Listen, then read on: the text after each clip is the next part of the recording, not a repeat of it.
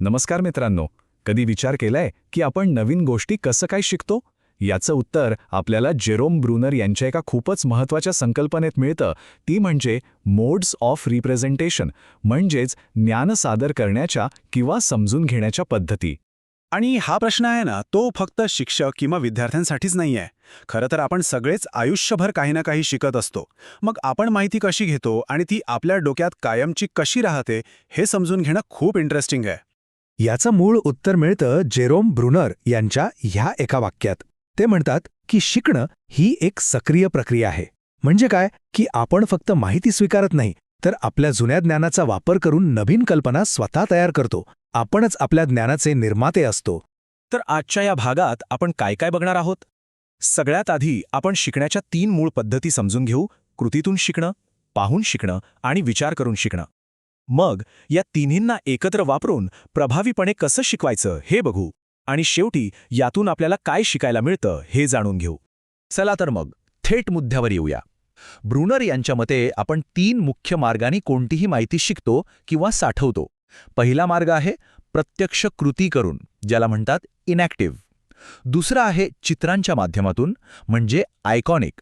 आणि तिसरा आहे चिन्ह आणि भाषेच्या मदतीने, म्हणजे सिम्बॉलिक. चला सुरुवात करूया पहिल्या आणि सगळ्यात मूलभूत स्तरापासून. तो म्हणजे क्रियात्मक स्तर. सोप्या भाषेत सांगायचं तर करून शिकणं हा आपल्या शिक्षणाचा पाया आहे असं म्हटलं तरी चालेल. क्रियात्मक पद्धत म्हणजे काय, तर इथे आपण प्रत्यक्ष कृतीतून शिकतो. या ज्ञान शब्दांच्या रूपात नाही, तर आपल्या शरीरात, आपल्या मसल मेमरीमध्ये साठवलं जातं. म्हणजे काही गोष्टी अशा असतात ज्या केवळ करूनच शिकता येतात, वाचून किंवा ऐकून नाही. ही पद्धत आपल्याला सगळ्यात जास्त लहान मुलांमध्ये दिसते.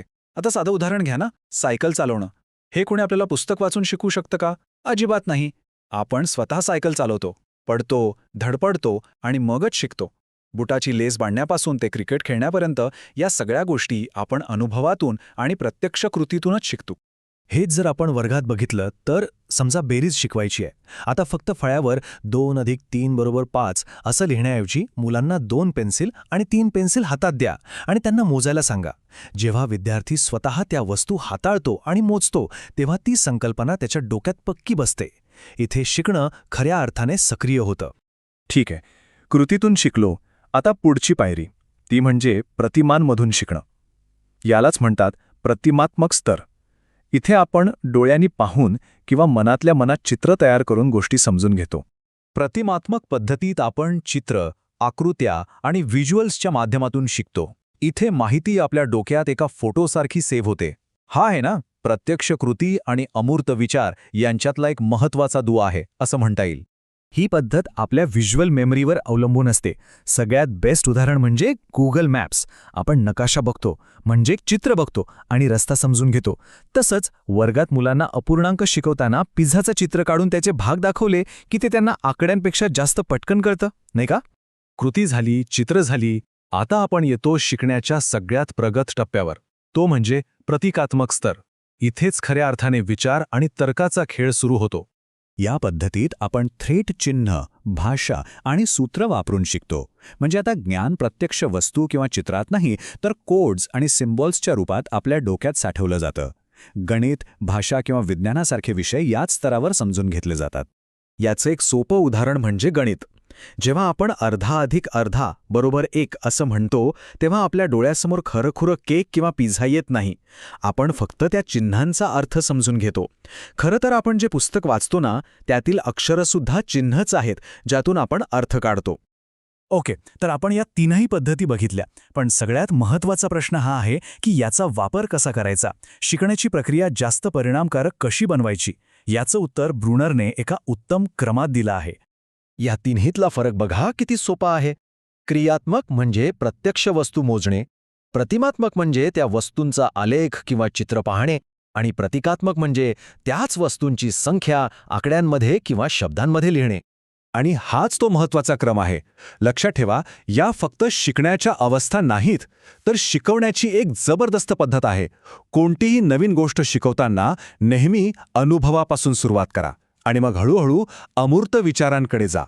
आधी कृती, मग चित्र आणि सगळ्यात शेवटी चिन्ह.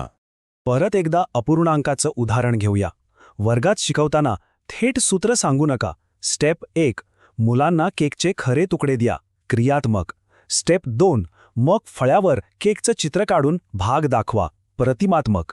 आणि स्टेप 3, सगळ्यात शेवटी सूत्र लिहा, 1/2 अधिक 1/2 बरोबर 1, प्रतिकात्मक. बघा किती सोपं होतंय. आणि इथेच अनेक जण चुकतात. थेट प्रतिकात्मक स्तरावरून म्हणजे थेट सूत्र किंवा व्याख्या सांगायला सुरुवात करतात. यामुळे मुलं हमखास गोंधळतात आणि त्यांना विषय अवघड वाटायला लागतो. म्हणून नेहमी लक्षात ठेवा, पाया हा नेहमी ठोस अनुभवाचाच असला पाहिजे. चला तर मग आज आपण जे काही शिकलो त्यातून सगळ्यात महत्त्वाचं काय लक्षात ठेवायचं आहे ते थोडक्यात बघूया. आज आपण ब्रुनरच्या शिकण्याच्या 3 पद्धती पाहिल्या. क्रियात्मक म्हणजे करून शिकणं, प्रतिमात्मक म्हणजे पाहून शिकणं आणि प्रतिकात्मक म्हणजे विचार करून शिकणं. आणि हो, सगळ्यात महत्त्वाचं म्हणजे ह्या पद्धती कोणत्याही एका वयोगटापुरत्या मर्यादित नाहीत. आपण मोठेपणीही नवीन गोष्टी ह्याच क्रमाने शिकतो. शेवटी एकच गोष्ट लक्षात ठेवा, प्रभावी शिक्षण म्हणजे कोणतीही एक पद्धत निवडणं नाही, तर या तिन्ही पद्धतींचा योग्य क्रमानं वापर करणं. कृतीतून चित्राकडे आणि चित्रातून चिन्हाकडे. हाच शिकण्याचा सगळ्यात नैसर्गिक आणि परिणामकारक मार्ग आहे. आता जाता जाता तुमच्यासाठी एक प्रश्न. जरा विचार करा, या आठवड्यात एखादी नवीन गोष्ट शिकताना, मग ते ड्रायव्हिंग असो, एखादी रेसिपी असो किंवा नवीन सॉफ्टवेअर असो, आपण या क्रियात्मक, प्रतिमात्मक, प्रतिकात्मक क्रमाचा वापर कसा करू शकाल यावर नक्की विचार करा.